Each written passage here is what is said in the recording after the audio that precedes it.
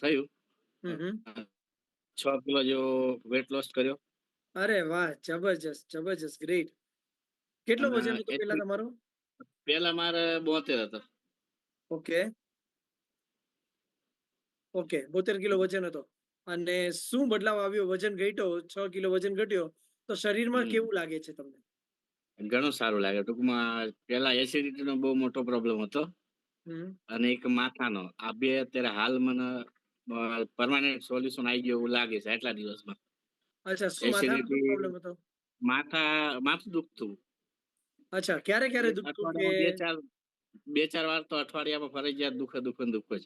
અચ્છા, ઓકે. આ પ્રોબ્લેમ તમને હા. કેટલા સમયથી હતો, મોહનભાઈ? આ તો હું સમજવા શીખ્યો ત્યારનો છે મને. અચ્છા, ઓકે તો ઓકે. માથું દુખે એવી ખબર પડે ત્યારથી મને માથું દુખે છે. અચ્છા, પણ ઓકે. કઈ આમાં જોઈન થયા પછી નથી વાંધો આવ્યો. શરૂઆતમાં 15 દિવસની અંદર 2 વાર દુખ્યું હતું, તે પછી દુખ્યું જ નથી માથું. અચ્છા, ઓકે. તો માથાનો દુખાવા માટે કઈ દવા કરતા હતા, મોહનભાઈ, તમે? તો દવા ગોળી ખાઈ લેતો હતો. ગોળી ખાઈ લેતા એટલે ડોક્ટર પાસે જઈને કે ખાલી ડાયરેક્ટ ના મેડિકલ ના, સ્ટોર જઈને રાખતો એમ હોય તો કહેતા? ઘરે તો હોય ને, ઘરેથી લઈ લેતો હતો. ખ્યાલ એસિડિટી ની હું રાખતો જ, માથાની એસિડિટી ઘરે. ઓકે.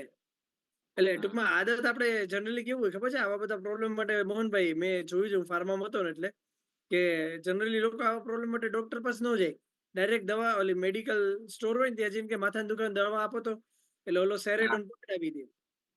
બરોબર. મારે ખુદને મેડિકલ સ્ટોર હતો એક ટાઈમે, એટલે મને ખ્યાલ છે આવા અમારે ઘણા આવે કે તાવ કળતર છે સાહેબ, આપો તો દવા જરાક, એટલે અમે આપી દઈએ અમારી રીતે. બરોબર. તો હા. એક બે દવા લેતા હતા પેલા. હા, એટલે હું રાખું. મારા મમ્મીને બી તકલીફ છે માથાની, તો અચ્છા. એમને રાખે જ છે.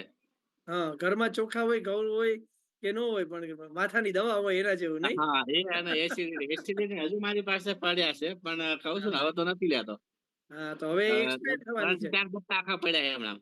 અચ્છા, એક બીજી વસ્તુ પૂછી લો, મોહનભાઈ. તમે એવું કીધું કે તમારે કેટલો મહિનો થયો? 1.5 મહિના જેવું થયું આવ્યું. બરોબર, 1.5 મહિનો થયો. તો આ 1.5 મહિનામાં તમને તમારા કોચે એવું કીધું કે લ્યો મોહનભાઈ, અમારા ક્લબ તરફથી તમને માથાના દુખાવાની દવા, એવું કઈ આપ્યું કઈ? ના ના ના. સમજો, અહીંયા સમજવાની બહુ મોટી વસ્તુ છે. આ ક્લબ છે એ એવું ક્લબ છે કે જ્યાં તમને ખાવા પીવાની પદ્ધતિ, ખાવા પીવાનું, શું ખાવું, શું ન ખાવું, કેટલું ખાવું, ક્યારે ખાવું અને કેવી રીતે ખાવું એ શીખવવામાં આવે છે. પ્લસ હા પાણી પીવાની પદ્ધતિ શીખવાડવામાં આવે છે. કયા સમયે જમવું એ શીખવાડવામાં આવે છે. અને શરીરને યોગ્ય પોષણ મળે ને એવો જબરજસ્ત નાસ્તો આપવામાં આવે છે. હા. ઓકે. અને આ બધી જ વસ્તુ મેં કીધી, એમાં કઈ દવાનું નામ આવ્યું નહીં. ઓકે. ના. તો સમજો, શરીરને યોગ્ય પોષણ મળે પ્લસ તમે યોગ્ય જીવનશૈલી જીવો ને, એટલે શરીરના 90% પ્રોબ્લેમને તમે એમને મેનેજ કરી શકો. આવું હું નથી કહેતો, આવું વિશ્વ આરોગ્ય સંસ્થાએ કરેલા એક સર્વેમાં તારણ નીકળ્યું. રાઈટ. તો મોહનભાઈ સાથે શું થયું? મોહનભાઈ આ ક્લબમાં આવ્યા એટલે એમના કોચે એમનો ફૂડ પ્લેટ ચેક કરી અને જોયું કે ભાઈ આમાં શું કમી છે. એ પ્રમાણે એમને ખોરાકમાં બદલાવ કરાવ્યો કે ન કરાવ્યો, મોહનભાઈ? હે હા. ને? Right coach right. તમને સ્ટાર્ટિંગમાં ટોકતા ને કે મોહનભાઈ આ ઓછું કરો, આ વધારે છે, હા આમાં હા, બદલાવ કરો, પાણી જરૂર વધારે જરૂર. પીવો. હા, હજુ બી. હે ને? હા, હવે તો જો કે નથી કહેવાની જરૂર પડતી. હા, હવે જરૂર નથી હા પડતી. કારણ કે મોહનભાઈને ખબર પડી ગઈ કે સારા આરોગ્યની ચાવી શું છે. હા. હવે આપણને ચાવી મળી ગઈ તો આપણે તાળું તો ખોલી શકીએ ને ગમે ત્યારે. સર મોહન, સર બરાબર? હા, અરે, આમાં કેવું થયું, 15 દિવસ પછીનો વેટ મેં ચેક કર્યો, નહીં, મહિના પછી. તો હા, અ, કેટલો 5 કિલો ઓછો થઈ ગયો હતો. બરોબર. પછી પછી અઠવાડિયા પછી પાછું ચેક કર્યું, હા. તો 4 કિલો પ્લસ થઈ ગયું. અરે વાહ! કારણ કે ઓકે, સરસ. ખાવાની પદ્ધતિમાં મારે ફેર પડી ગયો હતો. હા, કારણ કે મારા વાઈફના ડિલિવરી આવી, તો હા, દવાખાના 2-3 દિવસ રહ્યો, તો હા, ત્યાં તો જે આવે એ ખાવું પડે. હા. તો એમાં મારા અઠવાડિયું આખું શેડ્યુલ આખું ચેન્જ થઈ ગયું જમવામાં. વિખાઈ ગયો. 4 કિલો બરોબર. 4 કિલો વજન મારો પ્લસ થઈ ગયો. હા, વેરી ગુડ. એ એકચ્યુઅલી સારું થયું. હે ને? પછી ઘણા મને બધા ખ્યાલ લોકો. આવ્યો ને, એટલે હા, પછી પાછું મેં ચાલુ કરી નાખ્યું જે રીતનું મારે રૂટીન આપણે ખાવાનું હતું એ. તો હા. પાછો 4 કિલો ઘટી ગયો, પ્લસ એક 5, ટોટલ 6 કિલો જેવો ઘટી ગયો અત્યારે સર. હા, જો હવે મોહનભાઈ અહીંયા છે ને, બહુ સરસ વાત કરી. મેં કદાચ મોહનભાઈ ન કીધું હોત ને આપણને ખબર જ ન પડે. મોહનભાઈ જોઈન થયા એના 1-1.5 મહિનામાં જ એમને જ્ઞાન મળી ગયું અને એને શેર કર્યું એટલે આપણને બધાને જ્ઞાન મળી ગયું કે ખાવા પીવાનું રૂટીન છે ને એનો બહુ મોટો રોલ છે તમારા રિઝલ્ટમાં. હા, વિચારો, એને 5 100%. કિલો ઘટાડ્યું 1 મહિનામાં પછી અનિયમિતતા રહે અમુક કારણોસર, હે ને? અનિયમિતતા રીએ આપણા બધાની જીવનશૈલીમાં આવો કાંઈક એવા કારણો આવે, જ્યારે થોડું ઘણું આપણે શેડ્યુલ છે એને આગુ પાછું થાય અને એ સમયે કદાચ વજન વધે ને તો ઉપાધિ નહીં કરવાની.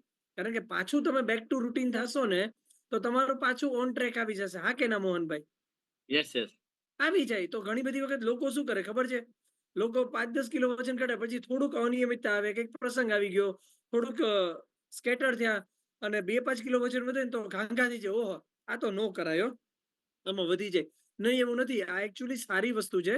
આમાંથી એ મેસેજ લેવાનો છે કે તમે જ્યારે પણ તમારા રૂટીનમાં પાછું પ્રોપર રીતે બધું ફોલો કરશો ને, તો તમે તમારા પ્રોપર વેઇટ લોસને અચીવ કરી જ શકશો. ઓકે?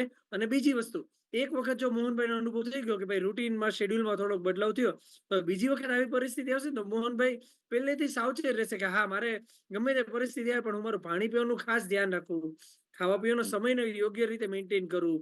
તો આ એક બોધપાઠ મળ્યો. બોધપાઠ ઉપરથી શીખ્યા કે ન શીખ્યા મોહનભાઈ? હા, હે ને? તો ઘણા લોકોને એમ થયું કે આ સરે કેમ એમ કીધું 4 કિલો વધી ગયો, સર કેમ ગુડ બોલ્યા? પણ એ એકચ્યુઅલી બોધપાઠ મળે ને ઈ સારી વસ્તુ છે. માણસ અનુભવથી શીખે.